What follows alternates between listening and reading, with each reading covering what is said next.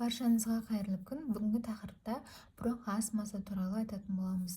Бұдан алдын мен видеом бар тұғын, бірақ ол кезде сол уақыттағы емдеу әдісін айтқан болатынбыз. Қазіргі таңда аллергологтардың ұйымдастыруымен жаңадан Джинна 2024 әдісі бойынша емдеу әдісі кішкене өзгерістер бар.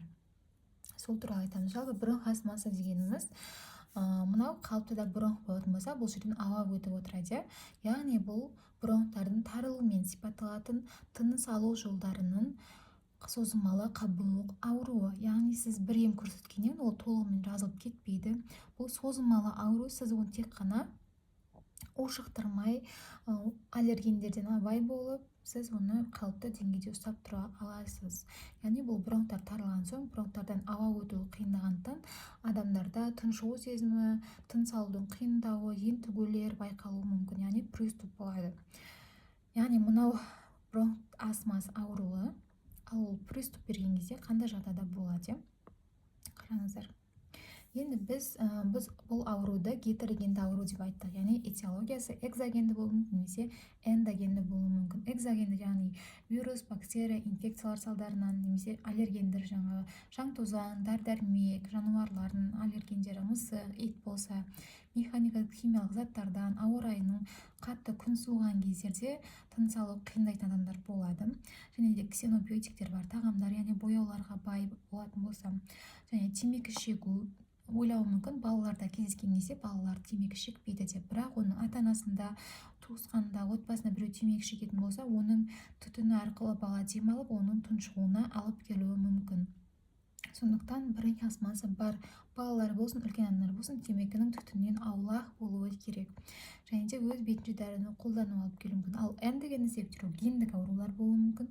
Яғни ата-анасында, туысқандарда бронх астмасы болатын болса, немесе бала атопиялық дерматит болса, кішкентай кезінде, немесе ата-анасында атопиялық дерматит болса, бұл да аллергендік жағдай.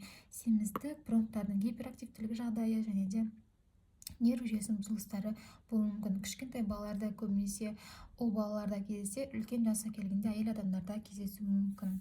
Енді біз бұның еміне келетін болсақ, біз мынау бұрынғы методика бойынша 4 ступеньмен қарастыратын едік. Яғни тек қана жеңіл дәрежесінде 15-20 минут біз салбутамолды небулайзер арқылы беретінбіз. Яғни бұл әсер етпегенде екінші рет қайталайтынбыз. Бұны только по потребности, өйткені бұл күнделікті ұстама болмайды. Жеңіл дәрежесінде ол аптасына бір рет болуы мүмкін, немесе айына бір рет болуы мүмкін деген сияқты. Сол кезде ғана беретінбіз, күнделікті емес. Ал екінші ступені беридуал беретінбіз. 3-те беридуалды дозасын 2 еселеп, немесе қасына ингаляционный гликокортикостероид қосатын едік. Ал 4-ші ступенькасына оның дозасын көбейтетін едік.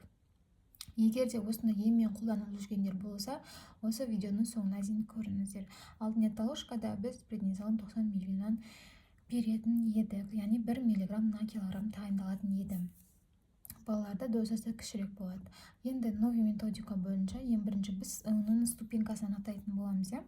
Негізі 5-ші ступеньге барады кейбір деректерде. Енді жалпы айтатын болсақ, аптасына бір реттен аз болатын болса, күндізгі симптом, яғни тұншығу, ентігу, ауа жетпей қалу сияқты симптомдар аптасына бір реттен аз болған кезде, ал түнгі ентігу, тұншығулар айына 2 реттен аз болған кезде. Ал пикфлометрия, спирография әдістерін зерттеген кезде осы 80% жоғары, ал 20% төмен болатын. Енді жеңіл персистірлеуші ступенька 2 бойынша ол аптасына бір реттен көп болатын, ал айына 2 реттен жоғары болатын еді. 3-ші ступень бойынша күнделікті кезде физикалық нагрузкалар кезінде пайда болып, және де бұл түнгі симптомдар аптасына бір реттен көп болатын. Ал 4-ші ступенькасына күнделікті ол пациенттің мазалауына алып келетін. Ал түнгі симптомдар аптасына 2-3 реттен көп, тіпті одан да жиі болуы мүмкін еді. Ал қазіргі әдіс бойынша біз Джинна 2024 жылғы әдіс бойынша қалай емдейміз? Біз айттық, жаңа 5-ші ступенькаға дейін баруы мүмкін. Енді бүкіл ступенькасында негізгі ем, бұл бүкіл ступенькасында ингаляционды гликокортикостероид болады. Яғни ол низко дозада болады. Бірінші қараңыз ступенькасында, және де фарматерол қасына қосылады. Екінші ступенькасында да тура сондай, өткен симптомдар ұқсас, 1 мен 2-нің. То же самое низкая доза болады, және де бұлардың барлық бастапқы кезде по потребности болады, өйткені ұстама күнделікті емес, тек ұстама кезінде. Ал үшінші ступенькасында низкая доза тоже қайталанады, және де қосымша альтернативті емдерді қарастыру керек.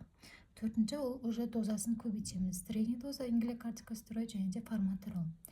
Осы туралы толығырақ тағы да қарап кетсеңіздер болады. Қысқаша айтқанда осындай енгізулер, зерттеулер бар.